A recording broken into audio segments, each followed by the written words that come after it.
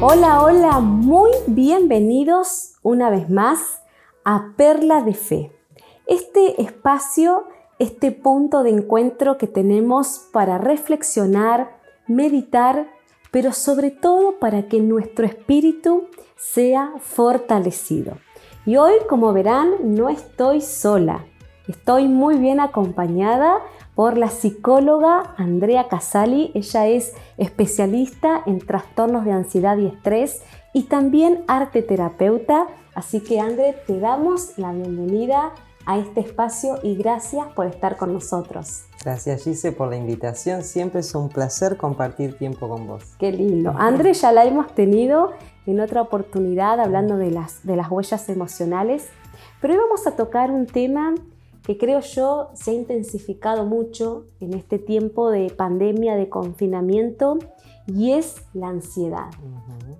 André, ¿y cómo podemos definir el término de ansiedad? Ansiedad es la emoción que nos permite interpretar el peligro. Cuando estamos ante una situación peligrosa, surge el miedo como una emoción de preservación. Pero el miedo es frente a una situación real. Nosotros necesitamos de la emoción de la ansiedad para hacer un constructo mental de ese miedo y una interpretación de ese miedo. Ahí está la diferencia de las personas, depende la interpretación que hagan y el nivel de catástrofe que le impriman a esa situación. La respuesta del miedo es necesaria, porque si estamos ante un peligro real, nosotros necesitamos de esa emoción.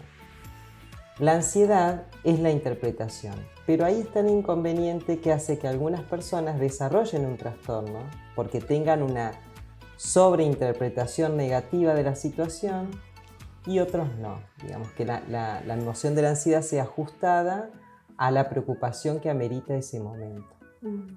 Entonces, frente a esta cuestión de la pandemia, como en otras tantas situaciones, lo que pasó es que las personas que tenían un trastorno de ansiedad previo evaluaron la situación de una manera mucho más catastrófica o de mayor preocupación que aquellas personas que por ahí no tienen esa condición de negatividad, donde, bueno, se ajustaron a una situación de interpretación de peligro porque realmente estamos ante una situación donde hay un riesgo, ¿no? Entonces, también nosotros necesitamos mantener ese estado de cierto alerta para tener de mínima el protocolo, poder cuidarnos y demás. Ahora, hay personas que el temor al contagio, por ejemplo, le genera un pánico, sin estar en una situación de riesgo real.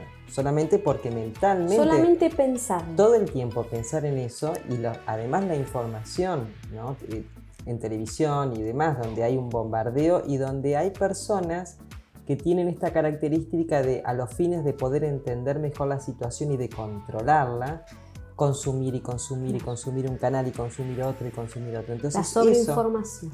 La sobreinformación es, que yo le digo infoxicación, ¿no? Porque es una información excesiva que termina intoxicando. Entonces, eso ha sido uno de los factores que mayor problema generó. Claro. El exceso de información. ¿Por qué? Porque la gente piensa que tiene más riesgo de contagiarse, porque las imágenes que van habiendo, digamos, en la televisión creen que de un momento a otro está llegando. De hecho, nosotros vivimos la situación como se vivió en Europa o en Estados Unidos y a nosotros nos llegó ese escenario. Claro. Sin embargo, era terrorífico y para nosotros el ver las imágenes era como vivirlo. Entonces uno tiene que tener mucho cuidado en eso porque la mente no diferencia fantasía de realidad. Entonces si yo consumo una imagen y empiezo a pensar y a visualizarla, ya la empiezo a vivir en esos términos y quizás eso no llegue a suceder. Pero yo ya lo imaginé y lo viví y lo sufrí. Claro.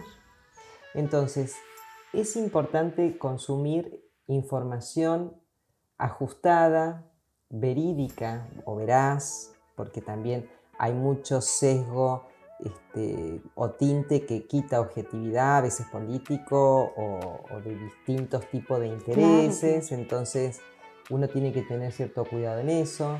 En la medida de lo posible tratar de no ver imagen, tratar de escuchar o de leer la información tiene otro impacto a nivel mental. Y eso es importante. Y saber que más allá de lo que nosotros veamos y nos digan los medios y todos los médicos o quien esté en el tema de la pandemia, que nosotros tenemos dos superpoderes cada día, y es nuestra mente y nuestra actitud. ¿No? Entonces, nosotros tenemos que poder controlar y gestionar las emociones, entenderlas, manejarlas, ver de qué manera yo puedo hacer que sean ajustadas y no se desborden, que la preocupación sea en función de un hecho concreto y no de una rumiación permanente que me lleva a estar preocupado todo el tiempo y a no poder resolver. Sí, no poder controlarlo. No poder controlarlo. Y pensar esto también, digamos, cuestionar lo que a la mente viene. Nosotros no podemos a pie juntillas creer todo lo que nos dicen. Tal cual. Porque muchas veces nos asusta y no termina pasando lo que nos dicen, ¿no? ¿Cuántas veces? Bueno, de hecho, en esta situación de pandemia, no solamente generó consecuencias físicas, sino que también fue, el término a mí me gusta definirlo porque me parece como más completo, que es una sindemia. Estamos asistiendo a una sindemia. ¿Por qué sindemia? Porque no solamente es una cuestión física lo que estamos viviendo y emocional, sino que además también es cultural, claro, económica. Entonces, en función de esto se habla de una sindemia. Pero la persona, digamos, que a veces tiene temor a un escenario que supone va a llegar, por ejemplo en lo económico y demás, quizás no sea como piensa. Tenemos mucho más recursos de lo que creemos muchas veces. Seguramente que si nos ponemos a pensar, no es la primera vez que vivimos situaciones tan complicadas en nuestra vida. Tal cual. Y sin embargo salimos adelante. Aparte también considerar que no solamente nos envuelve la ansiedad, sino que uno empieza con depresión, con amargura, con tristeza, ¿no? Es que es una consecuencia directa. Claro. La comorbilidad directa de la ansiedad es la depresión, por agotamiento. Porque yo termino agotando mi energía de tanta ansiedad, de tanta preocupación. Además, la ansiedad es una emoción que genera mucha sintomatología física. No me deja dormir, claro, me genera insomnio, o me cuesta dormir, o me despierto mucho más temprano, descanso mal, como mal, vivo intranquilo todo el tiempo, respuestas de sobresalto, no puedo concentrarme, no puedo memorizar porque no presto atención, porque tengo la cabeza en cualquier lado. Entonces realmente genera un sinfín de problemas, y la emoción de la depresión es la emoción asociada directa que lleva, digamos, a la misma a la angustia y a todo ese cuadro de llanto, de temor. Realmente se complejiza mucho. La ansiedad es una de las emociones a nivel mundial que ya viene marcando, digamos, tendencia cuando se creyó en el momento que iba a ser la depresión, y en realidad es la ansiedad. Sí. André, ¿considerás que se intensificó la ansiedad en estos meses de confinamiento? O sea, si bien siempre existió ansiedad, sí. Pero ¿considerás que en estos meses como que hubieron más personas con esta emoción? Mira, de marzo a la fecha hubo un 174% más de consultas por ansiedad. Ya las estadísticas hablan por sí solas. Asociado a esto, el altísimo nivel de consumo de ansiolíticos, de adicciones como alcohol para poder bajar el nivel de ansiedad y de intranquilidad y poder relajarse. Es decir, utilizar ese tipo de medios. O sea que hasta se pueden crear adicciones. Absolutamente. De hecho pasó, de hecho está pasando eso, ¿no? El comer para poder aplacar también la ansiedad. Es decir, que las consecuencias que van a haber a largo plazo van a ser muchas, y de hecho lo están siendo. altísimos niveles de suicidio que hay. Porque no solamente por la preocupación, sino que muchas veces por una cuestión del aislamiento, lo que ocasiona el aislamiento. Claro. En una persona que tenía obviamente una predisposición a eso, ¿no? Porque, tal cual, no, sí. No siempre es así. Claro. Pero sí que hubo un aumento considerable a partir de esto. Es decir, hubo disparadores que descolocaron y desajustaron y desregularon muchas personalidades. Que quizás que si no hubiese sucedido, capaz que no pasaba. Tal cual. Pero bueno, fue una situación y es una situación complicada y va a haber consecuencias a largo plazo. Es decir, en esta generación, en adultos mayores, en las personas que no tenían un trastorno de ansiedad probablemente lo van a tener. Quienes lo tenían ha sido peor todavía porque se acentuó. Las secuelas son importantes, en realidad. ¿Y cómo hacemos para combatir la ansiedad? ¿Qué herramientas podemos utilizar?